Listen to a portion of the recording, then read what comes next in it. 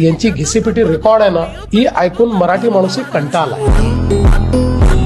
माझा सवाल आहे, काय केलं तुम्ही मराठी माणसाकरता? मोर्चे काढण्याच्या व्यतिरिक्त काय केलं? गिरणी कामगाराला घर देऊ शकला? आम्ही दिली आणि पुढे देणार आहोत. वडापावची गाड्या, बस वडापावच्या गाड्याच्या व्यतिरिक्त तुम्ही काही दिलं नाही.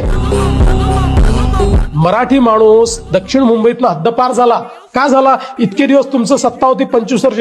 का बीडीडी साईचा विकास तुम्ही करू शकला नाहीत? कारण तुम्हाला बिल्डर हवा होता.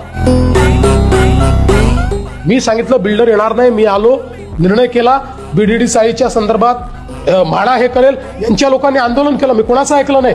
किती बैठका घेतल्या? बीडीडी बद्दल ते म्हणतात जितेंद्र आव्हाड गृहनिर्माण मंत्री असताना झालं ते. कारण काय? गजनी आहेत ना, गजनी झाले आहेत. त्यांना अर्धवट आठवतं. म्हणून त्यांना सांगतो मी, देवेंद्र फडणवीस मुख्यमंत्री असताना त्याचा निर्णय झाला, त्याचे आराखडे तयार झाले, त्याचं टेंडर निघालं, त्याचं वर्क ऑर्डर झाला, त्याचं काम चालू झालं. काम इतकं वर आल्यानंतर तुमचं सरकार आलं आणि झालेल्या भूमिपूजनाला तुम्ही जाऊन पुन्हा भूमिपूजन केलं.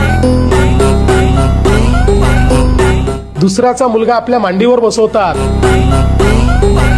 आणि माझा मुलगा म्हणून सांगतात. कारण याच्याकडे सांगायला काय नाही. अभ्युदय नगर आहे, पत्राचाळ. अरे पत्राचाळ तर उदाहरण आहे. पत्राचाळ जी इतकी महत्वाची ऐतिहासिक पत्राचाळ आहे, इथं शिवसेनेकडे होते ना. तुमचे लोक बिल्डर होते त्याचे. तुम्ही स्वतः त्याच्यात मध्ये मोठा भ्रष्टाचार केला